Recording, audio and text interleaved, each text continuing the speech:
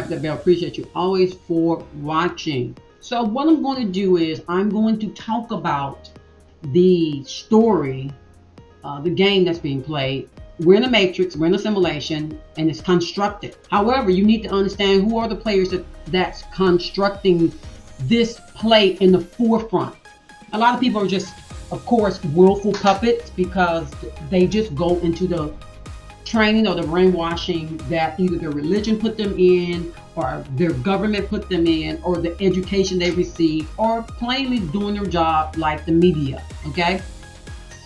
Quote unquote legacy media, which I don't think they're legacy at all. We'll call them dinosaur news. However, that's the role they play. So for me, in this game called life, I look at things in a different way than most people do when it comes to the game. Once I was awakened to the fact that, hey, books are written not just to open eyes, but books can be written to lead you astray. Books can be written literally to keep you in a play, to play you and put you in their play. Okay, so the general thing we're going to discuss, you're going to hear some commentary and you're going to see some visuals. And at the end, let's discuss what it is that I picked up, what you picked up. And in this game, you have to understand this. You can't be in the game and just wanting to leave the game and die, or just wanting to go escape out the game and go into the astral or go into dream world all the time. You just can't. For me, I would love to just lay in the bed and go to sleep and have lucid dreams about what I see in the future for me. But I'm also, like you, in a quantum entanglement. And because we're in a quantum entanglement, no matter how much I see my reality, just this is my reality, this is the way I want it. As long as I am entangled with human beings in this game, I have to deal with the consequences of dealing with human beings in avatars such as myself. So we placate off one another's experiences and we build upon one another's experiences, and sometimes we tather and tear down one another's experiences.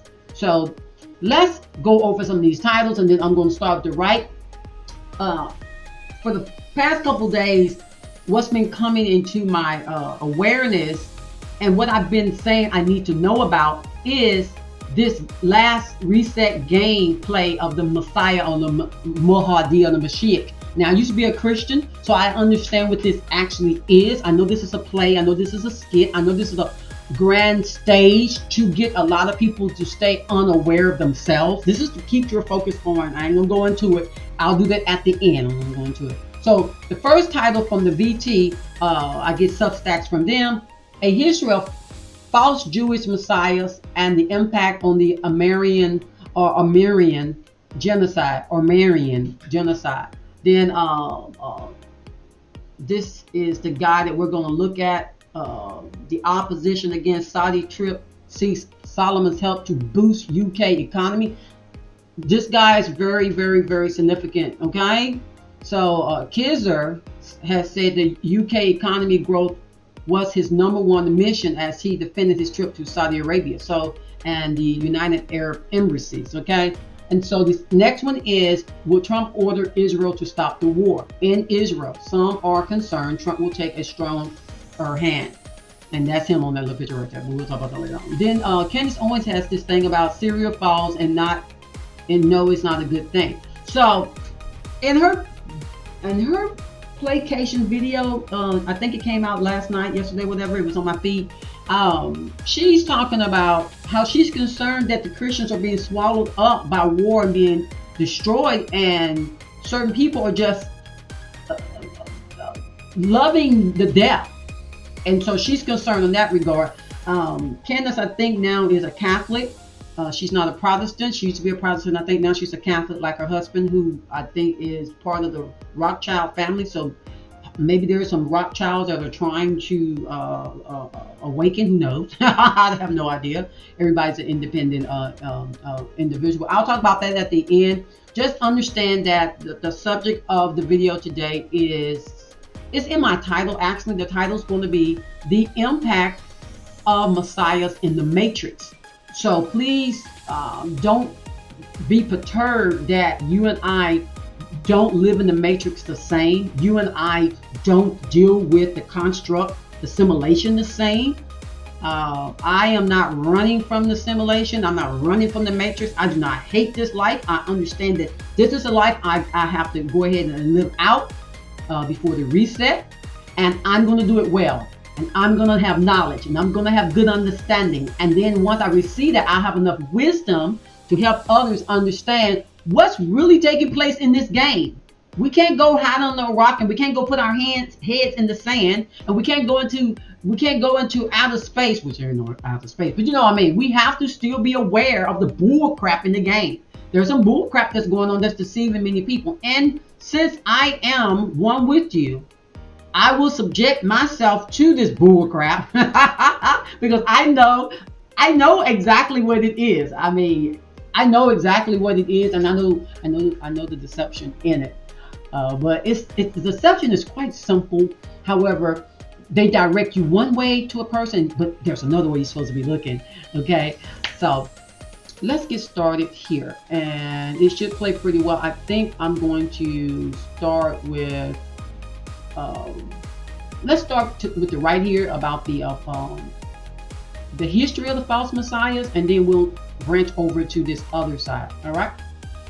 We have documented on this channel that Israel's rejection of Logos, incarnate as Savior and Messiah, has several implications. Most significantly, the fact that the Jews are still waiting for a political savior, which leaves them open to false messiahs and ideologues. This has been a recurring theme throughout the centuries. Late Philo-Semitic historian and Anglican priest James Parks wrote, "All through the centuries under consideration, false messiahs succeeded each other, and sudden rumors sprang up, now from the east, now from the west, that the Messiah had actually manifested himself. Rabbinical scholars, even the most eminent, gave themselves to calculations of the time of his coming, though there were some few scholars equally eminent who resisted the temptation. 3 times, in the 11th, the 16th, and the 17th centuries, messianic excitement swelled to a climax which swept all through Jewry, from the furthest communities of the West to North Africa, Arabia, and Tartary. These messianic expectations, as the father of Jewish historiography Heinrich Graetz noted, were always certain of creating enthusiasts who aimed at converting their silent belief into fact and without exactly intending to deceive, attempted to carry away such of the crowd as were of like opinions, and to excite them to such a pitch that they would willingly sacrifice their lives. Those messianic enthusiasts were many, playing a deceptive role in Jewish history. At one point, one such man in Crete gained as adherents all the Jewish congregations of this important island, through which he had traveled in a year. He promised them that one day he would lead them dry-footed, as Moses had formerly done, through the sea into the promised land. This Cretan Moses was able to convince his followers so thoroughly of his divine mission that they neglected their business, abandoned all their property, and only waited for the day of the passage through the sea. On the appointed day, Moses the Messiah marched in front, and behind him came the entire Jewish population of Crete, including women and children. From a promontory projecting out into the sea, he commanded them to throw themselves before them. Several of these fanatics met their death in the waves. Others were rescued by sailors. The false Moses is said, however, never to have been found again. Throughout the centuries, the Jewish people have been deceived again and again by false messiahs such as Shabbatai Zevi, Baruchia Russo, and Jacob Frank. Simon Bar Kosiba, or Bar Kokhba, was one of the first to be identified as King Messiah, or the star that comes forth from Jacob. 80-year-old Rabbi Akiba ben Joseph, who actively fanned the flames of Bar Kokhba's revolution, thought that Bar Kokhba was God's anointed, or the Messiah. But his revolt against Rome, which began in AD 132, ended a mere 4 years later. Around 1096, it was announced in France and Germany that the Messiah had appeared in the east. Men in Turkey said that they had met Elijah, returned in the flesh, and that he had promised that the Messiah was on the way. In the land of the Khazars, 17 communities abandoned their possessions and set out to meet the lost tribes who were said to be coming from the east to join him. Jews from all countries began to gather at Salonika to take ship to Palestine to him. In both West and East, the more responsible leaders seem to have kept their heads. But 20 years later, when Benjamin of Tudela visited Germany, he found the Jews still in a ferment at the Messiah's expected coming. Messianic expectations came and went, and when many were disappointed during the centuries, other expectations took their place. A proselyte named Obadiah claimed that the Messiah had been seen in Cordova. Men had heard that in Fez he had declared himself, then in Persia, then in the Yemen. Always the Messiah was coming, and when hope died, the calculations began afresh. Fresh figures, fresh dates were examined, and, unheeded, the cautious warned against the belief that the time could be known. In the 13th century, Nachmanides, taking the analogy of the demand of Moses to Pharaoh that he would release the children of Israel, proclaimed that when the Messiah really came, it would be known because he would appear before the Pope and demand the freeing of his people. And in 1280, the Spanish mystic, Abraham Abulafia, convinced that he was the Messiah or his forerunner, sought to visit Nicholas III. The Pope ordered that, if he came, he should be seized and burnt at the stake. But on the very night Abraham arrived, the Pope died suddenly, and Abraham was saved. This messianic anticipation continued through the 16th century and beyond, attracting fresh leading figures who proclaimed to be the Messiah.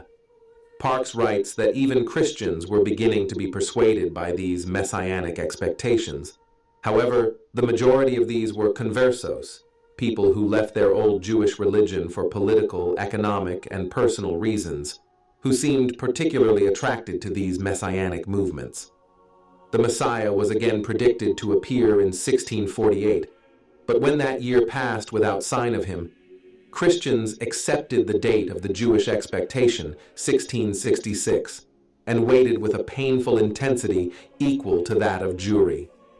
One who seemed to fulfill their messianic signs was Shabbatai Zevi, born in 1626 in Smyrna and a devoted student of Kabbalah.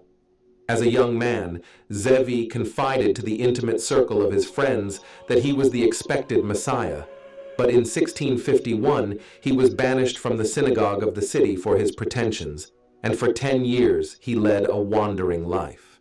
In 1665, Zevi feared that he was possessed by demons, and sought the help of a man named Nathan, who was reputed to be able to read souls and dispel demons. Zevi journeyed to Gaza to meet him. Nathan, a young rabbi of flawless reputation, had experienced a vision of Shabbatai Zevi as the Messiah and informed him that there was no demon in his soul and that he was indeed the Messiah. Though relieved and flattered, Zevi was reluctant at first to proclaim himself the Messiah. The two men journeyed together to the holy places in Hebron and Jerusalem, then returned to Gaza. There, on May 31st, 1665, Shabbatai Zevi was suddenly seized by a sense of elation. Urged on by Nathan, the Sephardic rabbi revealed himself publicly as the Messiah. He was close to 40 years old at the time. At Zevi's proclamation, the news spread like wildfire. Jews everywhere prepared for their departure for Palestine. Intoxicated by their hopes, many Jews abandoned their houses and property, refusing to do any work and claiming that the Messiah would soon arrive and carry them on a cloud to Jerusalem. Others fasted for days, denying food even to their little ones, and during that severe winter bathed in ice holes, at the same time reciting a recently composed prayer.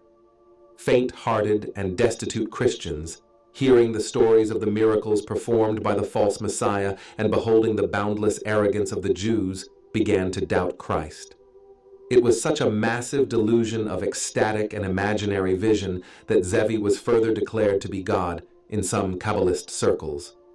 Surrounded by such religious fervor, Zevi quickly gathered numerous followers. The era was so dynamic that many married their children of 12, 10, and even younger to one another, 700 couples in all, that according to Kabbalistic ideas, they might cause the souls not yet born to enter into life and thereby remove the last obstacle to the commencement of the time of grace. To conform to messianic visions, Zevi appointed 12 men to be apostles and judges of the soon-to-be reconstituted 12 tribes of Israel, but a number of leading Jerusalem. Rabbis regarded it all as dangerous nonsense and banished him from the holy city. If Zevi took on the role of the Messiah, Nathan almost certainly played his Elijah. While Zevi was busy proclaiming his messiahship and gathering followers, Nathan sent letters to Italy, Holland, Germany, Poland announcing the Messiah. Within a few months, the hysteria came to a head as Zevi set himself up in Smyrna as the Messiah. All through the days that followed, people were dancing in the streets, ecstatic with joy. Many experienced trances. Prophets wandered about the streets of Smyrna describing Shabbatai Zevi seated on a throne. The hysteria was general throughout the Jewish community of the city. Rich and poor, learned and unlearned, were caught up in it.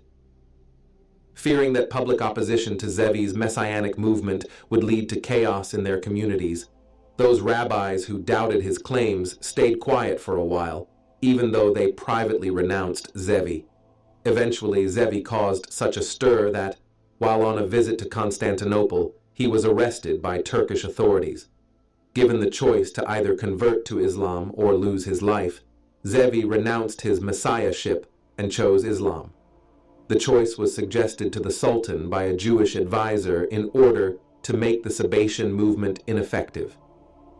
Greitz declares that although the fear of death was used as a pretext, the Turks had no intention of putting him to death, for doing so would create a fresh martyr who would energize the spirit of insurrection among the Jews.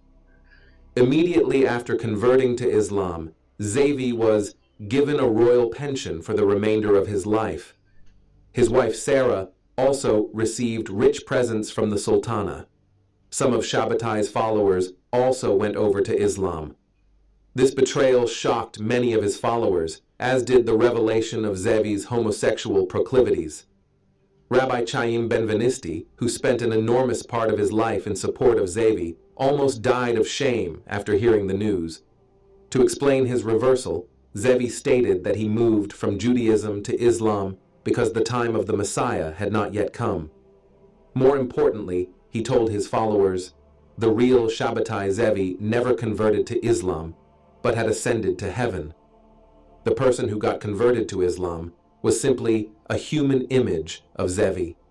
Yet even after all these ridiculous explanations, zealous followers did not lose hope in their Messiah, for Kabbalistic teachings dictated that the coming of the Messiah was near at hand, and Zevi was still an ideal candidate.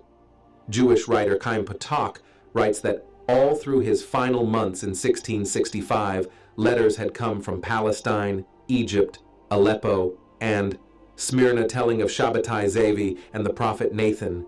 There was messianic fervor throughout Europe. In 1667 and 1668, cities like Adrianople, Sofia, Castoria, and Salonika were full of Jews who were more than ready to be deceived by Zevi once again. Zevi died in 1676, followed by Nathan, his prophet, 3 years later. The movement he helped create became the most important messianic movement in Judaism since the destruction of the Second Temple. One can assume that they died in disgrace, for only their followers were aware of their passing. Zevi, Greitz notes, was abandoned and forsaken before he passed away. So here we have Prince Mohammed bin Salman, and then we have Trump down here. So let me go over Trump's real quick, and then we'll, I want to discuss the person that's in the forefront lately has been Trump getting shot at, all that theatrics. You know, I'm not saying that him being shot at didn't happen. I'll do Trump first. Will Trump order Israel to stop the war in Israel? Some are concerned Trump will take a stronger hand. coalition politicians believe his previous term shows he will support the Jewish state. So they'll have the people who are unaware, who are sleeping and slumbering in the game, and who really don't truly have oil in their lamp. What they have is what someone else is telling them. They don't have the willpower to go within and say, hey, whether it tears up every foundation my life's been built in, I would rather know the truth than to lay in the placation of theater on a large scale. All right, so it says a sign congratulating U.S. President Donald Trump for his victory in U.S. presidential election in Central Jerusalem. This was November 7th. So you see, in the open, out in the open, this is the guy that's getting all the credit, like for the what was it, Abraham Peace Accord thing. Actually, that wasn't actually his doing, but he's just the face. So Trump's just the face. Okay, he's just the face. All right. Yeah. So let's listen to this right here.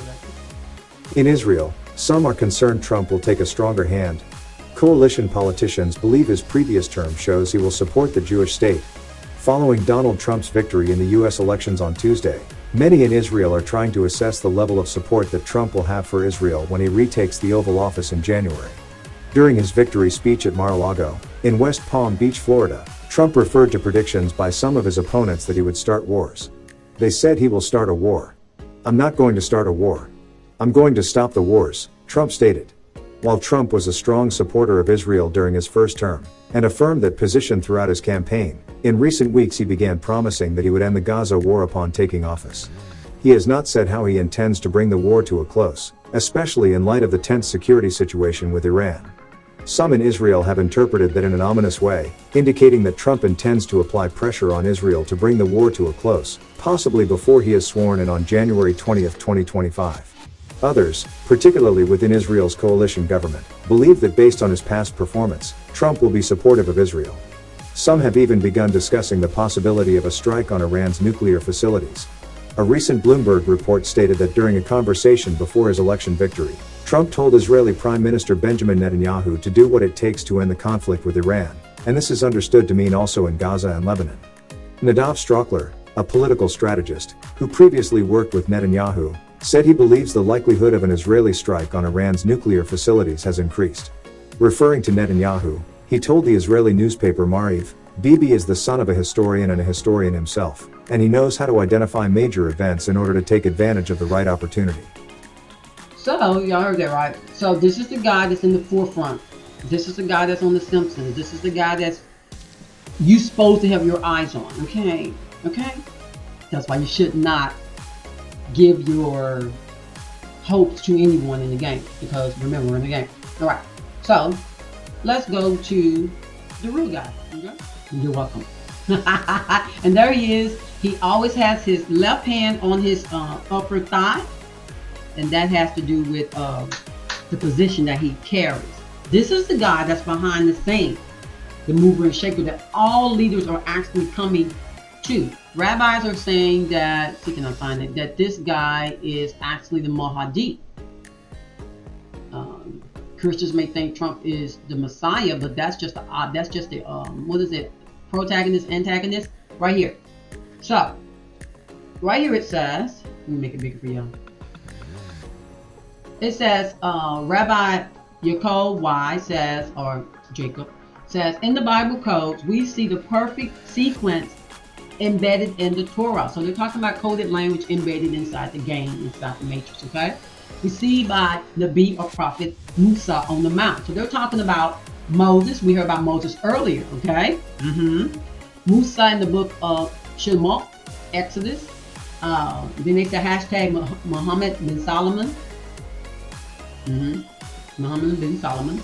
Hashtag King of Saudi, which is actually Prince right now, but that's the king. And descendant has risen. And a descendant has risen. It's all in hashtag secrets of the Holy Torah. So they were saying the descendant has risen. Who has risen? King Solomon. Remember they always talk about King Solomon's temple? The Masons, King Solomon's temple? Well, this is King Solomon. This is the Solomon they're talking about. Even though it's not the original Solomon, He had received Alzheimer's, got Alzheimer's, and was too slowful and disintegrated to carry this role, so they just put it into his brother's hands. Okay. Yeah. So this was pushed out on June 14th, 2024. None of this is old, people. None of this is old. Okay, so they're trying to work out this play. They're trying to carry out this play. But please understand. See that white horse? They love the theatrics, y'all. They love the theatrics. They love the theatrics. Earlier, I was talking about. Let me move this out the way. I don't want to go too far, and I'm not going to say too much here because I don't want to lose the video. I don't want them to remove my video. But earlier, I was talking about Trump and Biden. Well, they're Jesuits, okay? And next year, of course, I was talking about something's going to show up and show out because that's how they want to do it. And there's a lot of things that have occurred already. That yeah, you see y'all in red and white. Y'all see they got red and white? Yeah. Okay. All right. So let me go on. Let y'all watch this, and I'll be right back. Hand on that left thigh. I see. He's the one they've been waiting for. Okay. The character. Their economy is not in the collapse. Their economy is doing just fine. But they do a lot of sex trafficking and a lot of money laundering. Okay. Oh yeah, look, even oil too, and taking down the tower. So Macron, French president, just left there the other day. Everybody.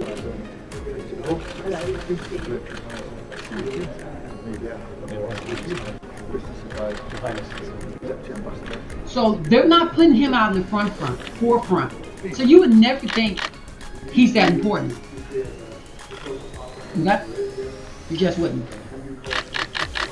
I have a picture of him and Antony Blinken sitting in the same seats, if I'm not mistaken. So let me show y'all that. Antony Blinken represents the United States. So let me see, can I find Antony Blinken? Okay, so behind the scenes, he's doing a lot, but you don't hear about it because the legacy media would never want you to know that Trump and Kamala are just puppets. Okay? They're just characters in the game. There's a lot of characters in the game. They're just characters in the game. The Jesuits are a hot mess. And this guy has a very important role. I can't talk about him much because he always complains, to get people's videos removed. So remember earlier I was talking about the red.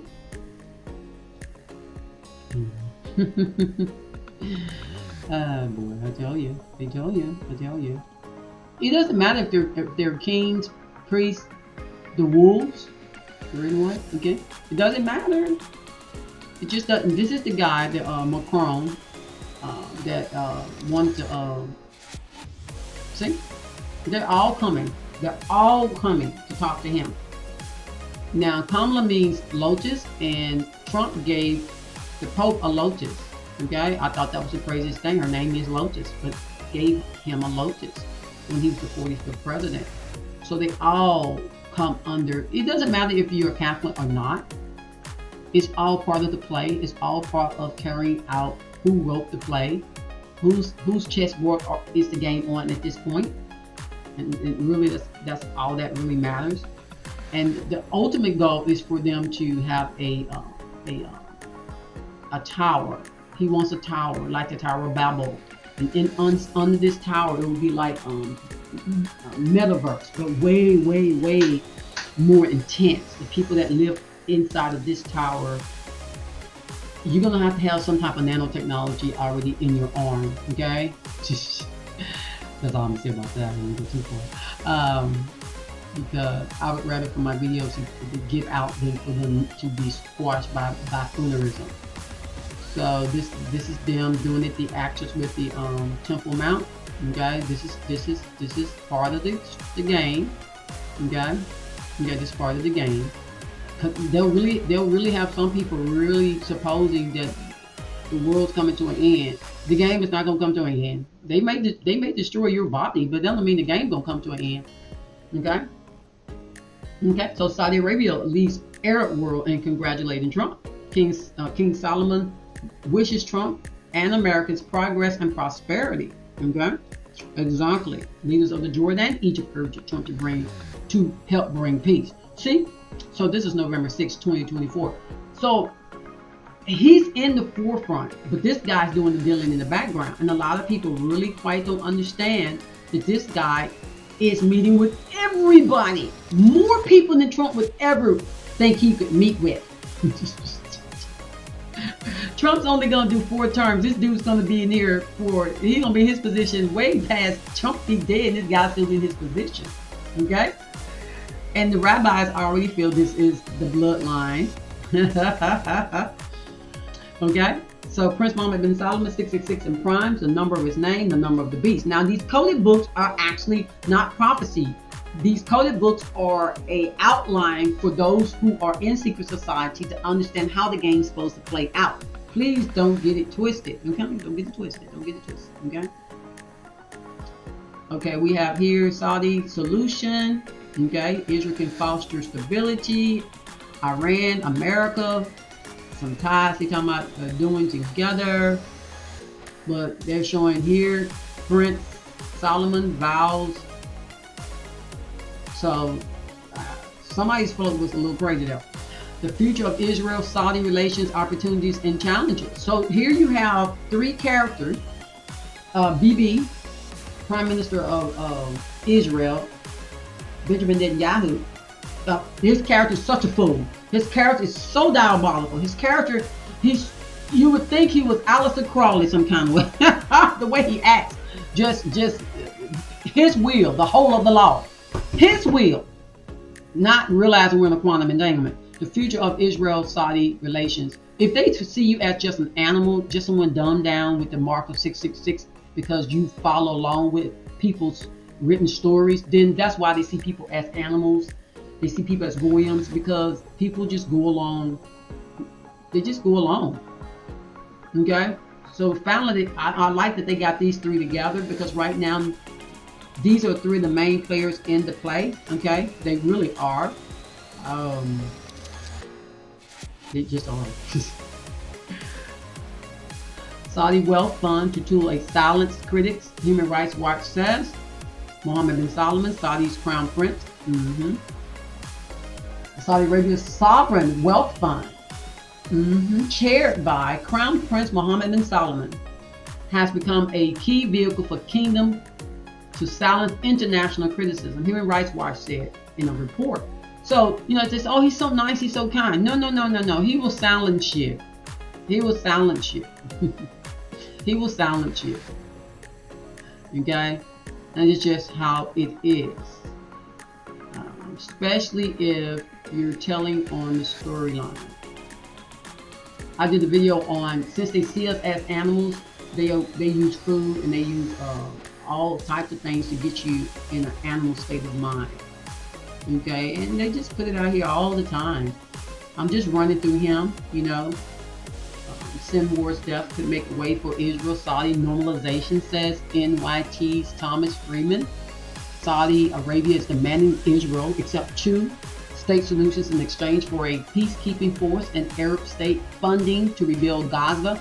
If Netanyahu allows a reformed Palestine Authority to participate, it may convince Assad, says the New York Times Thomas Freeman. So do you hear this? The play is behind the scenes, this guy. Now, the media will never let regular people understand what's going on. I guess they don't supposed to. I mean, remember, humans are seen as just an experiment. Remember, Biden said that when we're in an experiment, and I was like, did anybody catch what he said? He just said it so casually. This experiment. They want to see how you're going to react to them saying this is the end of the world. They want to see how you're going to react to them saying this is what you're going to do and this is what you're not going to do. Are you going to take charge of your reality? Will enough of us say, hey, let's wake up out of the sleeping spell. Let's stop slumbering. This is the reason for these stories that they provide for us as children. They need for us to understand, like Walt Disney, 666 is his name. They need to weave us a spell with the buffalo. See that purple, this this queen has on. Purple is transition, but it's actually supposed to also be transformation. It's supposed to be a form of knowing. However, it's veiled in darkness. So you knowing anything don't mean nothing to them, okay? Because, you know, they're the special one.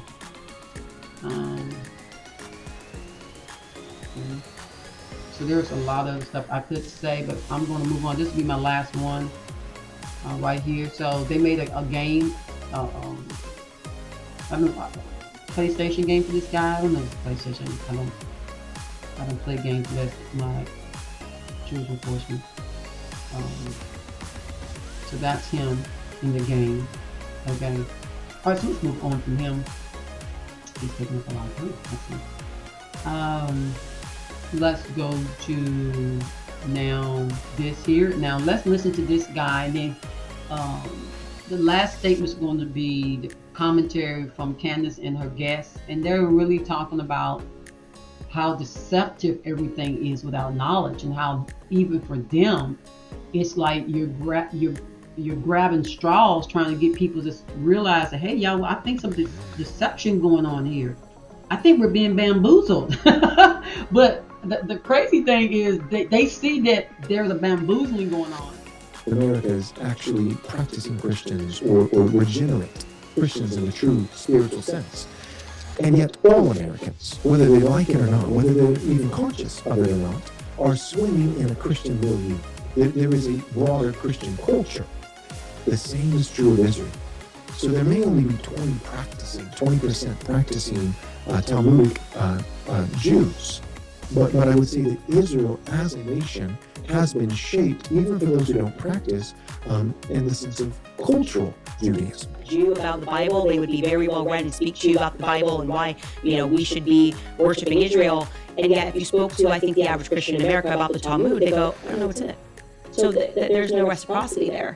And I think it is important to further those sorts of conversations. We're starting to see that crack now, but really just wanted to say to people, and we're going to keep talking, I'm just going to read one more ad, but just as a reminder to you, that anyone that is shutting down your right to speak, to understand, to ask questions genuinely because you don't know things, like I genuinely am not a scholar of these things, I didn't major in theology, usually it's because they have something to hide. There's something dishonest there. And I think now we're starting to see Americans ask that question, which is like, you're saying you're a friend or ally. Every time we ask a simple question or launch one critique, you're out to ruin our lives. It doesn't feel friendly. With friends like these, who needs enemies? This character here, Trump, this isn't actually Trump. This is the other guy, the skin guy. That's not Trump. So it says Middle East looks like Saudi Arabia to rein in Donald Trump. So every time I see this R-E-I-N, I'm thinking, did they miss a G out of there? Rein in Donald Trump? And I was like, is that a word that I'm just not familiar with? Can someone put that down there? Rein. Okay? It says Arab states hope closer ties between Crown Prince Mohammed and U.S. President-elect can temper ardent support for Israel. So the Arab states hold close ties between Crown Prince Mohammed bin Solomon. So he's the Solomon that they're waiting on, Solomon's temple. Okay, so you would think Trump is the one to look out for, but he's really not. Okay, he's really not. I need to let this other picture go in the background. So, how Donald Trump became the first U.S. Bitcoin crypto president. Okay, Trump 101 hated Bitcoin, but Trump 2.0 loves Bitcoin. What changed? Well, this actually may be the actual real Trump, and the other Trump may not be the real Trump. One Trump wears the clown makeup, and the other one doesn't. Okay, where's the so totally different guy. So this is the digital God money, the e-money. Okay, not just this one, but CBDC and WorldCoin as well, because they're not gonna just do it openly in your face. They have to at least act like they're doing something. Yeah. Okay, so I did a video on this, and I don't think they're talking about Trump with the red hat. I think they're talking about the Pope, the Vatican. Even though he's a Jesuit, he's not a Catholic. Jesuits don't have to be Catholics. This thing right here, because he has to play the role of being bullied and being a bully at the same time. Tough guy, New Yorker. I'm sure that he doesn't care. He doesn't care. All right, so this is former U.S. President Trump, and then it says, I have not committed with Saudi Crown Prince for 6 months, but we'll have a special relationship. He likes me and I like him. And then we have here another one. Saudi Crown Prince is a great and very strong man who loves his country and will be a great king one day. Now, Crown Prince Mohammed bin Salman actually over, I think, was it 21,000 people, him trying to build this $1.4 trillion dollar city, died. So, you know, he's so great that, you know, I guess he's great because he's willing to bury people underneath his the building he's building. Okay. Humanity 666, meaning that humanity is been genoed down. And these Elohims or these brothers in the game are trying to mark people with their name. And this has to do with more than what you think. It has to do with a lot. A lot. It has to do with a lot. This bio world, it has to do with a lot. They're trying to keep people actually locked in the game this way, which I would tell people, please, don't be a fool. Don't be a fool, humanity. Don't be a fool. You don't want to sit under this cipher. Okay, you don't want to sit under this code. All of these things are part of the marker 666 code in the play. Okay. So these things are already in the program. If you understand what I'm saying when I say marker, it's already in the program. Okay. Mohammed bin Salman is even already in the program, and they even put it in books, but they also put it in the program too. So when they put it in the program, and people learn about it, let's say they've been practicing this over and over, Messiah to Messiah, Messiah to Messiah, blah blah blah blah, Mahdi after Mahdi, antagonist, protagonist, and you just don't remember that they've done this hundreds of times. You just don't remember. And, you know, they worked up thousands of years per reset, and you just don't remember. So I'm dealing with the 666 right now. So all this just is coded. Chapel in Chicago, Illinois sits on the 60660 zip code. Okay. Loyola University in Chicago. Okay. That's a star, I think. In music, they use frequency to program us. I see the bad moon rising. Precise strikes. Okay. Prince Mohammed bin Salman. Okay, let's look at Prince Mohammed bin Salman. President Trump at Michigan rally says red wave is coming, so red wave is 666. What does that mean? That means that he's talking code language. That means that nothing he does will awaken you. Nothing he does will make you aware of the eternal being of awareness that you are. Only thing it will do is make you look to him who isn't the author and developer of your faith. You should be that. No one should be the author and the finisher of your faith. You should be that. Neom 1.5 trillion mega city to have royal palace for Saudi Crown Prince MBS. I'm telling you, the dude's off the chain. So it's written in Daniel 11:45 in the code, one of the code books, and he shall plant the tabernacles of his palace between the seas and the glorious holy mountains. Yet he shall come to his end, and none shall help him. So they say, oh, this Trump. I don't think that's Trump. I don't think it's Trump, because Trump's doing this Jesuit role. Okay, doing his Jesuit role. Trump wish he had this much power. These people got some power. Their economy is not collapsed. Our economy has collapsed. We are in a depression, not a recession. The only reason why I'm not going through to get through is because I already knew this stuff is gonna be put in the program. I'm like, you're not gonna play it on me. Oh, let me get prepared. What's most important? Food. Oh, yeah. That little extra stuff that you be using money on. That stuff right there gets through the extra though. Santa is Satan. Santa Claus is 666 as well. English, Sumerian, cipher. That's a code. Okay. The matrix can be actually decoded. A lot of people don't know that. That's the family lineage. Blah blah blah. Okay. Blockchain 666. So this is what the game is trying to push people towards. Okay. The kingdom of the beast. Anything else I need to share on? Anybody that's been your visionary, gonna keep you at 666. If anyone, I'm going to emphasize this, it does not matter how much you respect It does not matter how much you admire. It does not matter how wise a person is, for real. It does not matter how they can see in the game. If you don't get about being about awareness in thine own self, your visionary that you're looking up to will keep you at 666. Why? Because you should not look up or at another person for your inner vision. If you decide, I'm clapping my hands right now, if you decide to take your eye off of dealing with the things in you that you know should not be, and look to someone else to lead and direct you in a path, you are losing your vision. Spend some time dealing with thine own self. Okay, so I was talking about this earlier. And that's the ordinal cipher. Ordinal's one of the first ciphers. If you ever learn to cipher, you'll see ordinal is a very awesome cipher. Saying he's a Christian. That I think if you're going to stay a Christian, you might need to go to his page, because at least he's telling people the truth. Because a lot of people are too afraid to awaken.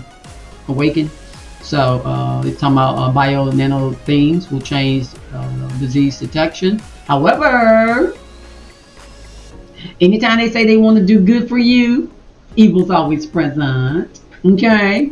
Exactly. You don't want to be a machine in flush. You don't want your chakras to be tapped into. You don't want them to blur you like a rainbow and walk around here acting like a fool, not knowing who you be, and go up there and shoot somebody and they don't even know you did it with a smile on your face going to McDonald's. Interesting that the boy that shot the CEO at United Health, listen to this code, people, let me break something down to you. United Health was holding a kid meal McDonald's box, and y'all know I just did the video with Trump